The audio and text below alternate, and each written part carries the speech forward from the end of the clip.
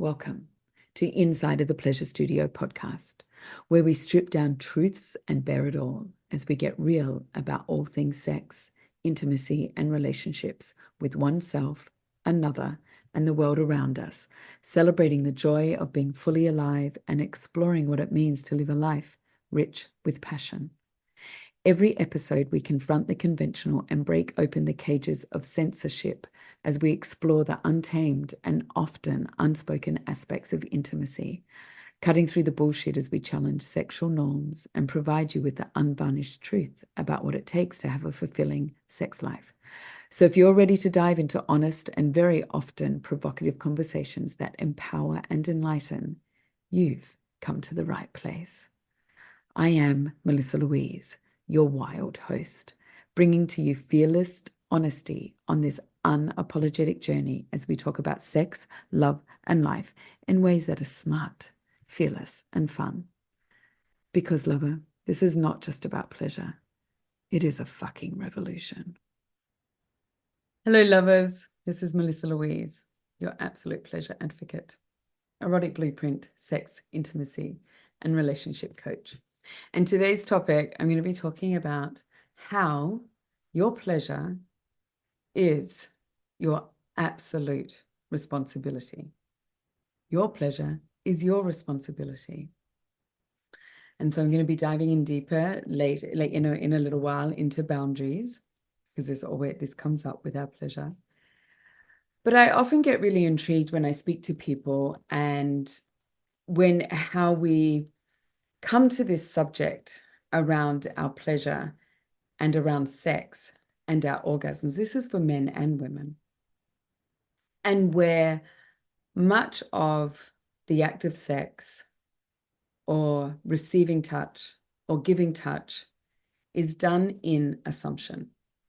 And so what I tend to hear, because I work with clients that are coming to me for support, and then when I'm in, groups of friendships or if I'm speaking publicly, what I hear often is how people are not comfortable speaking about sex. Now, if we look at, everything else in our life, so if you have a motorbike, well, we can just go if you have a car. If you own a vehicle, you don't let someone else drive the vehicle unless they have a license. And even if they do have a license, you would want to know what type of driver are they. And let's go even to the motorbike. So someone may have a car license, but it doesn't mean they can drive a motorbike. I made that mistake once when I lived in Bali. And I invited someone to come and my son's most favorite woman that would, hang out with him and play with him and look after him and nurture him.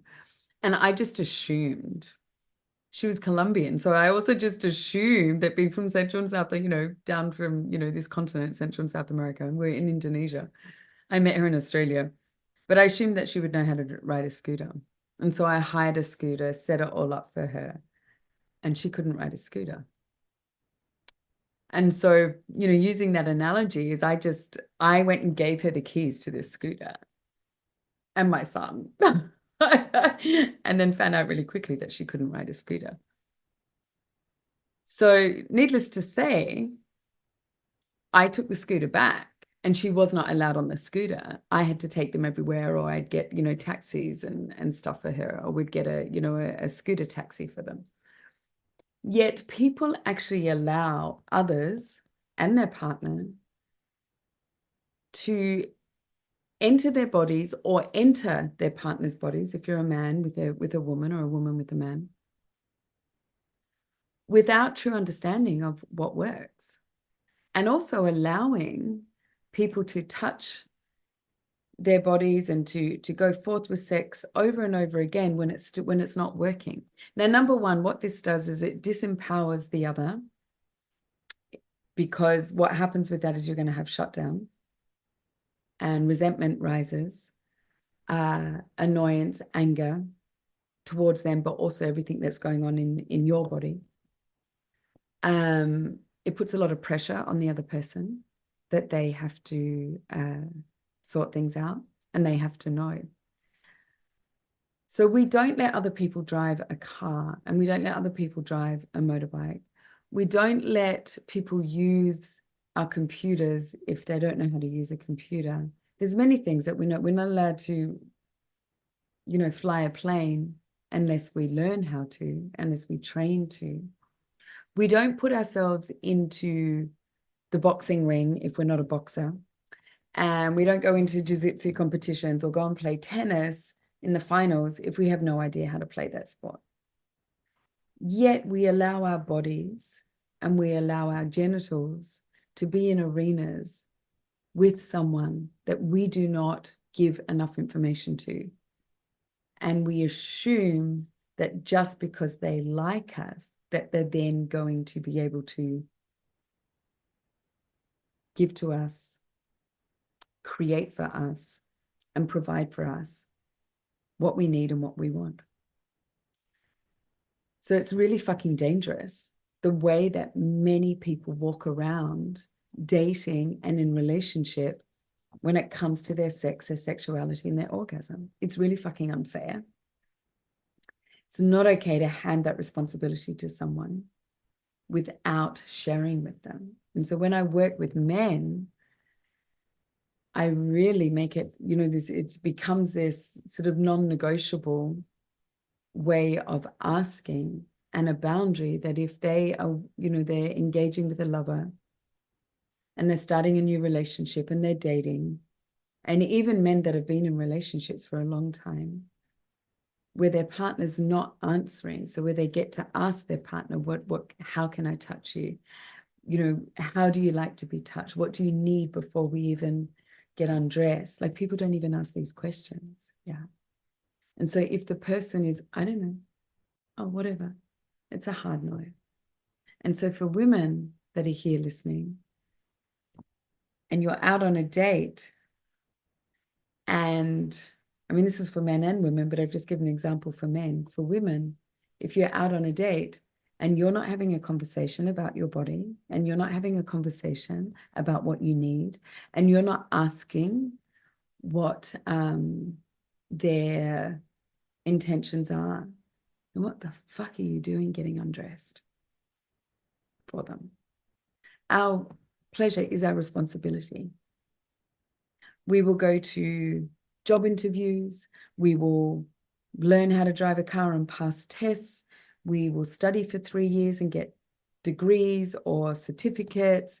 We will go and do temazcals. We will hop on airplanes and go to other countries and put ourselves in uncomfortable situations where we don't speak the language and we have to eat different food, and we've got to find our way. We've got to navigate ourselves around the world, but we won't have conversations about our body. It's pretty astounding, yeah.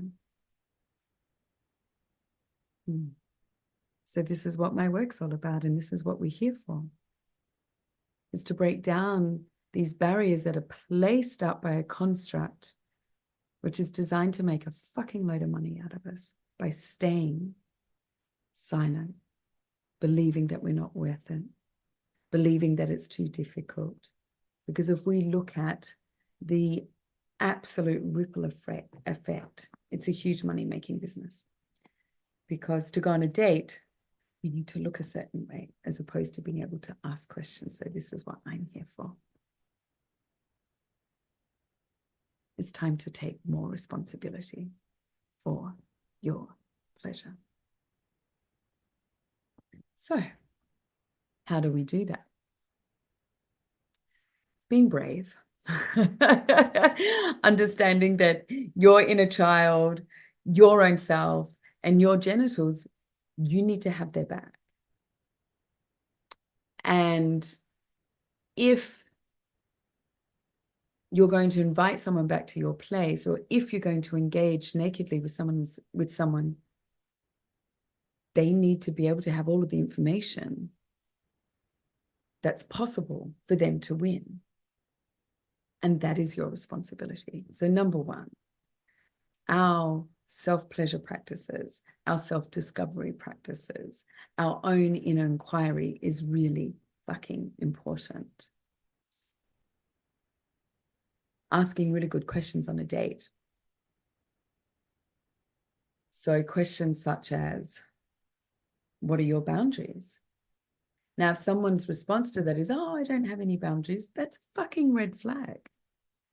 Another good question to ask, and you can also, people in relationship also to do this in relationship, because often people can be together, they can be in long-term relationships, and a lot of the boundaries and the touches come from assumption or, practice, but practice without speaking.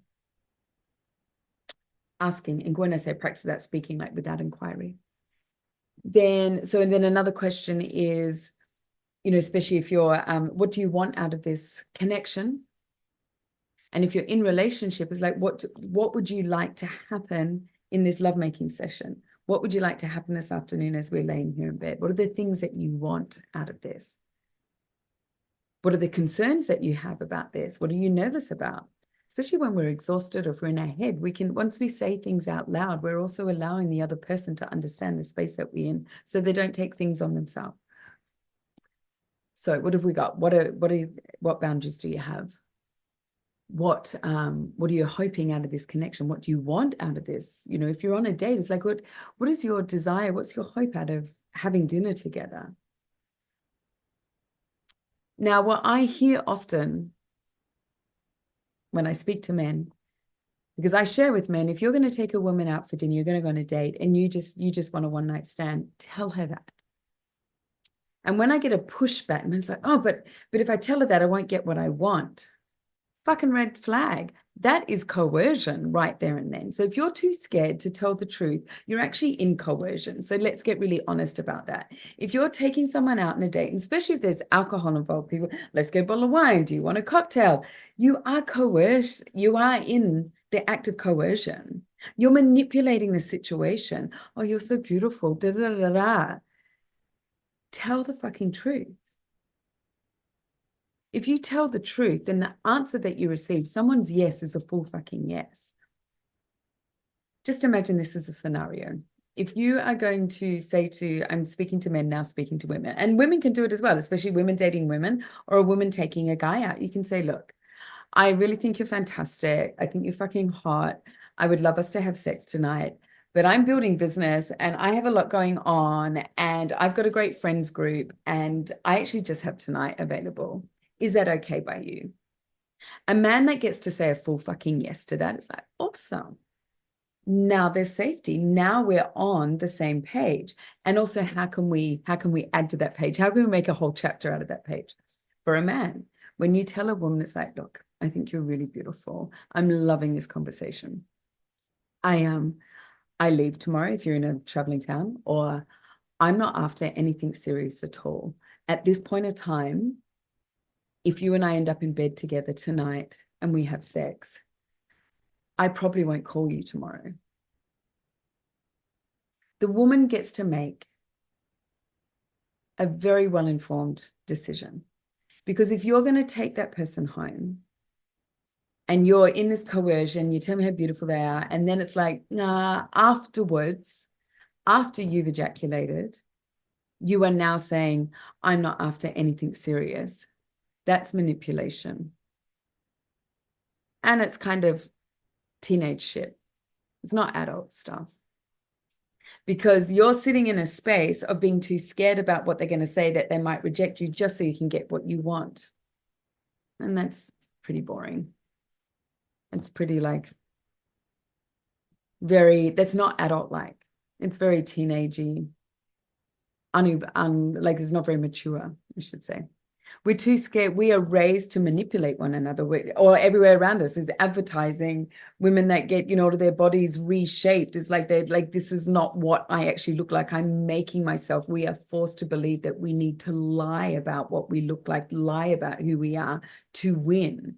And so you're perpetuating this narrative by not asking really good questions. Now, if you're sitting here going, oh my God, I can't talk like that on a date, it's like, well, what are you on the date for? If you're for the first date, it's too much, then say, this is just the first date. I'm just feeling into how, I'm just here. I want to let you know that I'm going to be going home. No matter how well we get along tonight, I'm actually going home alone. I'm here because I want to really feel what it feels like to be next to you and to feel what it's like to hang out with you. I'm curious. say that. Our relationships, our friendships would be a hell of a lot more profound with this type of truth. So what about boundaries? What are you hoping out of this connection? Another question to ask is, and the reason, what I want you to really understand is many people think if I don't say it, then it doesn't really matter. But when you're working with women, women feel stuff. We feel things in our body. So we can feel the truth. So if it doesn't get said out loud, there's often something that's sitting there niggling. And so we feel it. And truth is held in the body. Truth is held in the body. Our bodies don't lie. When we're looking at trauma, when we're looking at, the negative, what we deem as negative side of life, it's all held in our body. It's held in our myofascia. It's held in our cellular memory. So this is why many women, one part of why women don't orgasm through penetration, because number one, they receive penetration way too fucking early. And number two, it's because there's all of this stuff in the field that's not being spoken about and our bodies react. And so we're holding on. So then another question to ask is, and this is to have the fucking courage to be truthful. Is there someone else that's going to be affected by this connection? Because say you're traveling, yeah, and maybe there's a lover back home. Now that lover back home is in your sphere if you've been making love with them and now you're with someone else. It's in your energetic field. So that energetic field is going to be affecting. So if the person that you're speaking to says, yes, actually, there is someone, I'm on holiday at the moment, or we're taking a break right now and we are allowed to see other people. Now, if you're lying, that's just going to show up somewhere along the line. It's going to bite you on the ass. You are giving the other person all of the information that they need to make a really good decision. So if the other person's like, wow, I respect that. Okay, and so you're leaving. And so if you're going to go back, are you going to go back with that person? Is that something I would just like to know because you're going to be taking my energy with them? All of this allows us to make really good decisions, because if the answer is yes, yes, yes, then we're also clearing any doubt in our energetic field. It also allows us to then maybe offer something different. It's like, you know what? Thank you so much for being honest. Because there is someone else in your field, I don't want penetration. I'm really happy to kiss. I'm happy to play. I'm happy to give and receive oral. I'm happy to do all of these things, but I don't want penetration, just out of respect. And I don't want to mess with that. And you're awesome. Do you know what that means? You're going to have a fucking incredible night of intimacy. There's the boundary. If we're not willing to speak about what we need, if we're not willing to inquire, it shows up in our inability to have orgasms. For men, it shows up as premature ejaculation. Premature, if you ejaculate before the person that you're making love with has an orgasm, that's premature ejaculation. It could be 15 minutes, could be 7 minutes, 15 minutes, could be 1 hour. If you're ejaculating and then leaving, that's called, it's abandonment. Shows up as abandonment in the female body. So many of these, the result of not being able to, or a woman not being able to have an orgasm through penetration has a lot to do with there's not enough truth in the space. It also has a lot to do with receiving penetration way too early. That's for another video. So these questions to ask one another. If you're in a relationship, just because you start kissing and it's your intimacy date, maybe, there's a lot of pressure on one person going, well, it's our intimacy date. We haven't made love for a whole week and we've set aside this time, but I'm really exhausted. But you hold that in because it's like, oh, I know how much my partner wants this, but you're holding this in and you're not sharing this truth. That's going to show up. And it's going to be felt in the other person's body. And then these things that don't get said. So even in relationship, these things that don't get said that build resentment and also build sort of pushback. So in relationship, it's also very important to talk about, what are you up for tonight? What do you need? What are you hoping for? What is your boundary tonight? Asking your partner, what are their boundaries? If you start kissing your partner, it's like, I feel really, I feel like I want to have sex with you this evening. Is that something you're up for? Often there's these assumptions that because we're in relationship, because we're married, because we live together, because we've got children together, that there's this set of things that happen. Therefore, you have access to each other's body. Therefore, sex needs to happen because you've been kissing and because you're touching and you've touched your lover's breasts. And oh my God, for the woman, it's like, oh, because, you can just grab his cock, because he's kissing you. It's like checking in and asking is really fucking powerful. It's also very sexy. You don't make it like, oh, is that okay if I touch your cock? It's like you can make it really, really sexy. It's like, say, babe, fuck, I just want to grab your cock. And you can just say that as a statement and not do it. And then see the hunger that comes from him. Like play with your wording. Play with your invitation. Play with your questions. And even beyond play, really allow yourself to have this container that's co-created so that your needs get met.